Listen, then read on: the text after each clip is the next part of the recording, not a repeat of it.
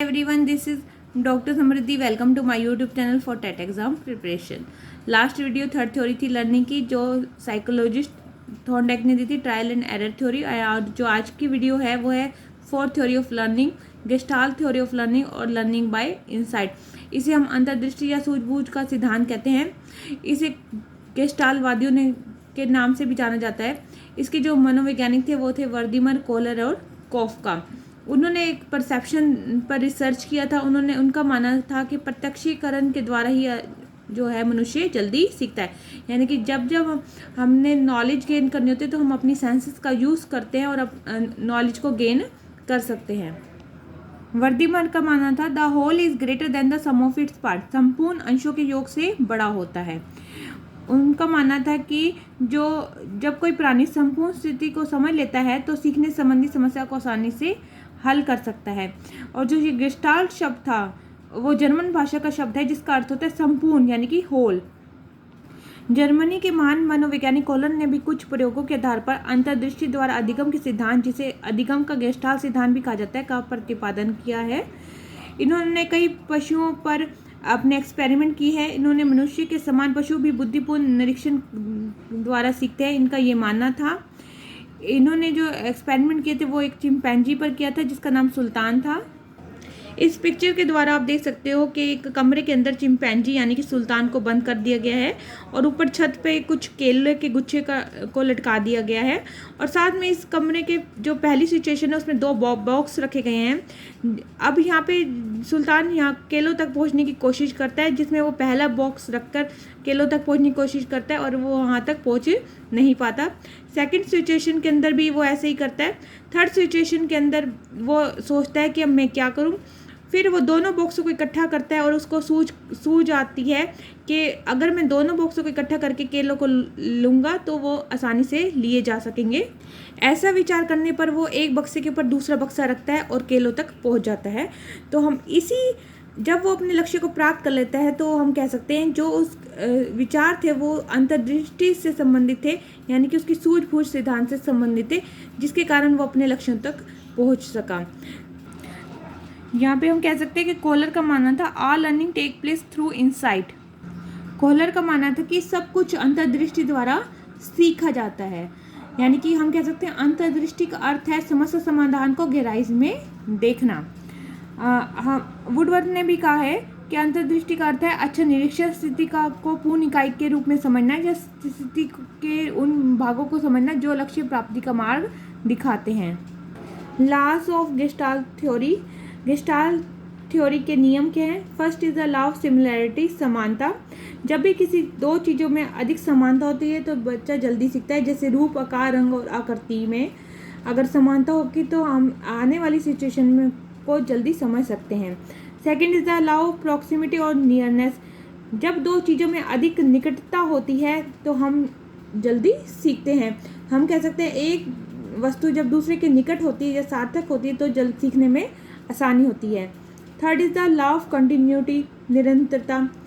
कह सकते हैं कि जब कोई कंटिन्यूटी यानी कि अच्छी निरंतरता से सार्थक गठन में भी सहायता मिलती है। जब हम लक्ष्य को प्राप्त करने के लिए निरंतर प्रयास करते हैं तो हम अपने लक्ष्य तक आसानी से पहुंच जाते हैं। Essentials of learning by insight. First is the comprehension as a whole. हम कह सकते हैं कि अंतर्दृष्टि द्वारा अधिगम की जो आवश्यकताएं हैं उसमें पहली है हमारी है संपूर्ण इकाई का बोध। हम कह सकते हैं कि अंतर्दृष्टि द्वारा अधिगम के लिए यदि स्थिति यानी सिचुएशन को संपूर्ण इकाई के रूप में प्रस्तुत किया जाए तो बच्चा जल्दी सीखता है।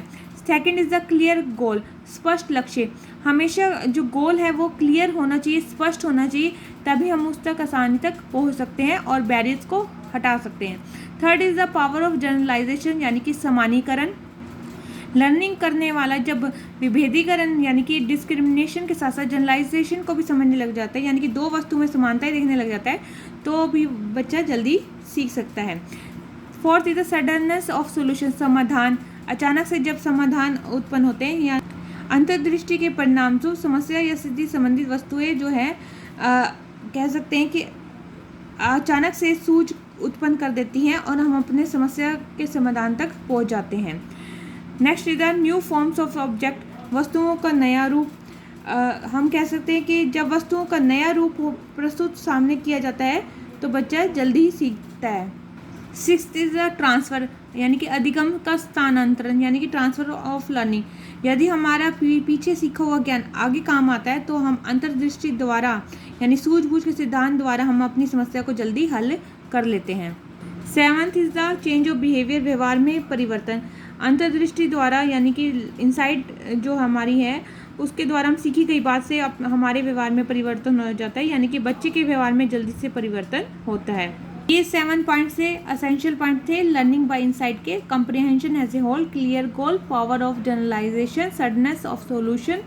5th is the new forms of object. 6th is the transfer of learning. 7th is the change of behaviour. Now education implication और सिग्निफिकेंस, शैक्षिक उपयोगिता क्या है इस थ्योरी की। First is the integrated syllabus और लेसन। हमें हमेशा जो है बच्चों के सामने इंटीग्रेटेड सिलेबस यानी कि सिलेबस को गठन रूप में बच्चों को सामने प्रस्तुत करना चाहिए, चाहे वो सिलेबस हो चाहे वो कोई एक लेसन हो। जब हम गठन रूप में उसको सार रूप में बच्चे को समझाते हैं तो बच्चे को जल्दी समझ में आता है। Second is the emphasis on transfer. ये जो सिद्धांत है ये कहता है कि बच्चों के ट्रांसफ़र ऑफ लर्निंग पर जोर देना चाहिए, यानी कि बच्चे के सीखे हुए ज्ञान को आने वाली समस्याओं के समाधान में प्रयोग करना चाहिए। Third is the motivation. जितने भी हमने थ्योरी की है उसमें मोटिवेशन एक इम्पॉर्टेंट रोल प्ले करती है, यानी कि अभिप्रेरणा।